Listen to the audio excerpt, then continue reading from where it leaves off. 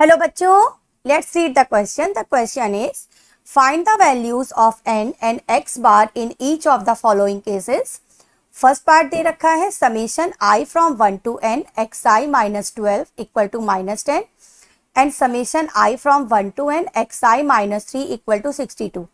And second part is given summation I from 1 to n xi minus 10 equal to 30 and summation I from 1 to n xi minus 6 equal to 150.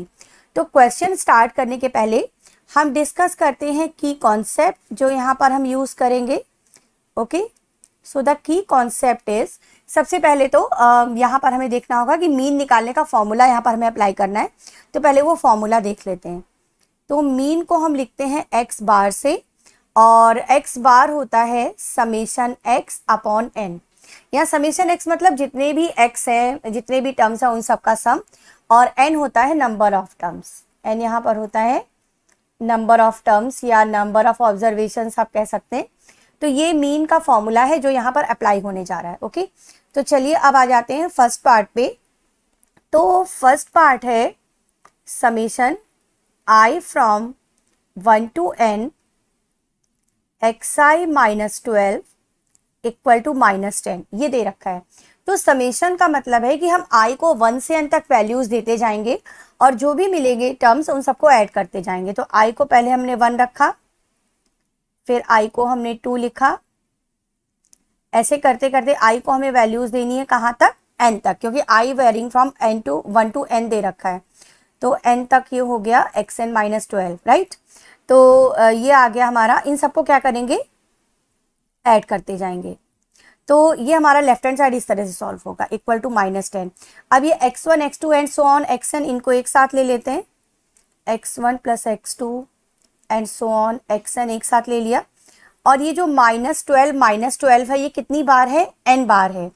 तो minus का sign तो हमने बाहर ले लिया. And 12 कितने times है, n times, right, equal to minus 10. अब ये जो x1 plus x2 and so on xn है, ये सारे x का सम है, और ये जो सम है इसी को हम क्या बोलते हैं, समेशन x. तो इसे हम समेशन x लिख सकते हैं. और 12 को अगर हम n टाइम्स ऐड करेंगे तो हमें 12n मिलेगा, इक्वल टू माइनस 10. तो समेशन x हो जाएगा 12n माइनस 10. तो ये हो गया हमारी फर्स्ट इक्वेशन. अब इसके बाद ये दूसरा वाला जो एक्सप्रेशन है ये ले लेते हैं. इससे हमें एक और इक्वेशन मिलेगी और उन दोनों से समेशन x और n की वैल्यूज आ जाएंगी. तो ये हमको दे रखा है अब summation i from 1 to n xi minus 3 equal to 62, right. तो अब i को 1 से n तक वैल्यूज देते जाते हैं जैसे हमने पहले किया था. तो x1 minus 3 plus x2 minus 3 and so on, कहाँ तक जाना है हमें, n तक, xn माइनस 3 इक्वल टू 62. अब x1 plus x2 plus and so on xn एक साथ ले लिया, और ये माइनस के साथ ये 3 ये कितने टाइम्स आ गया, n टाइम्स आ गया, राइट, इक्वल टू 62. अब ये x1 plus x2 and so on xn, इसे हमने लिख दिया समेशन x, और 3 ये जो n टाइम्स है ये हो गया 3n इक्वल टू 62 हो गया. तो समेशन x क्या हो जाएगा, 62 प्लस 3n. ये हो गई सेकंड इक्वेशन. अब फर्स्ट और सेकंड इक्वेशन में हम ये देख पा रहे हैं कि लेफ्ट हैंड साइड सेम है. तो फ्रॉम इक्वेशन 1 एंड इक्वेशन 2 हम राइट हैंड साइड को भी इक्वेट कर सकते हैं. तो जब राइट हैंड साइड को इक्वेट करेंगे तो ये आ जाएगा 12n minus 10 equal to 62 plus 3n. n वाले टर्म्स एक साइड कलेक्ट कर लेते हैं. तो ये हो जाएगा 12n minus 3n equal to 62 plus 10.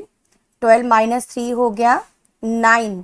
Okay, तो 9n आएगा यहाँ पर, ये आएगा 9n इक्वल टू 72. तो n हो जाएगा 9 8 72, मीन्स n इक्वल टू 8 आ गया. तो एक रिजल्ट तो हमें मिल गया, n इक्वल टू 8. अब इसके बाद हमें क्या चाहिए, अभी हमें x बार और निकालना है ना. तो x बार निकालने के लिए पहले समेशन x निकालेंगे.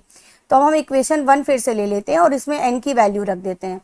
तो इक्वेशन 1 हमारी थी, इक्वेशन 1 है summation x equal to 12n minus 10। यहाँ पर n की वैल्यू रख देते हैं। n हमने निकाला था 8 माइनस 10, तो ये हो जाएगा 12 8 सा 96।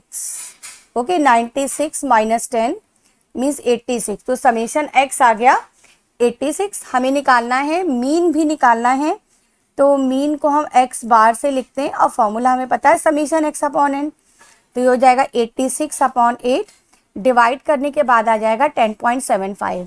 तो ये हमारे दोनों रिजल्ट आ चुके हैं। n की वैल्यू आ गई 8 और x बार आ गया 10.75। तो ये हमारा आंसर हो गया फर्स्ट पार्ट का। तो अब करते हैं सेकेंड पार्ट। सेकेंड पार्ट हमें दे रखा है, पहले तो दिया हुआ है summation i from 1 to n xi minus 10 equal to 30। बिल्कुल फर्स्ट पार्ट की तरह इसे भी प्रोसीड करेंगे। तो इसको हम क्या लिख सकते हैं, x1 माइनस 10, फिर x2 माइनस 10, इस तरह से and so on xn minus 10 equal to 30। तो ये हो जाएगा x1 plus x2 and so on xn, और ये 10 हमारा कितने टाइम्स आ जाएगा, n टाइम्स। बिल्कुल फर्स्ट पार्ट की तरह इसके लिए भी प्रोसीड करना है, इक्वल टू 30। तो ये जो है ये तो हो जाएगा summation x minus 10n equal to 30। तो समेशन x आ जाएगा 30 प्लस 10n। ये हो गई हमारी फर्स्ट इक्वेशन। अब सेकेंड इक्वेशन के लिए प्रोसीड करते हैं। हमें दिया हुआ है summation i from 1 to n, summation i from 1 to n xi minus 6 equal to 150। तो ये हो जाएगा x1 माइनस 6, फिर x2 minus 6 and so on xn minus 6 equal to 150, then x1 plus x2 and so on xn minus 6 plus 6 plus 6, ये हो गया n times equal to 150। तो ये हो गया summation x minus 6n equal to 150, then summation x is 150 plus 6n। ये हो गई इक्वेशन 2। फिर से दोनों इक्वेशंस को इक्वेट कर देते हैं। So from equation 1 and equation 2, from equation 1 and equation 2, ये हो जाएगा 30 plus 10n, 30 plus 10n equal to 150 plus 6n, 150 plus 6n, then this is 10n minus 6n equal to 150 minus 30 means 4n equal to 120। तो n आ जाएगा 4 3 ज़ा 12, n आ गया 30। तो ये first result आ गया। अब इसके बाद समेशन x निकाल लेते हैं। तो समेशन x आ जाएगा इक्वेशन 1 से। तो इक्वेशन 1 से समेशन x क्या आ जाएगा, 30 प्लस 10n था, तो 30 प्लस 10 इंटू 30, राइट। तो 30 प्लस 10 इंटू 30, ये हो गया 30 प्लस 300 मीन्स 330 समेशन x आ गया। अब हमें मीन और निकालना रह गया है। तो मीन क्या है, mean x bar equal to summation x means 330 upon n means 30। तो ये आ जाएगा 11, मीन निकल आया 11। तो ये हमारा आंसर आ गया n equal to 30 and mean equal to 11। तो इस तरह से n की वैल्यू और मीन की वैल्यू ये दोनों निकल आई। Okay, hope you understood it well. Best of luck, thank you.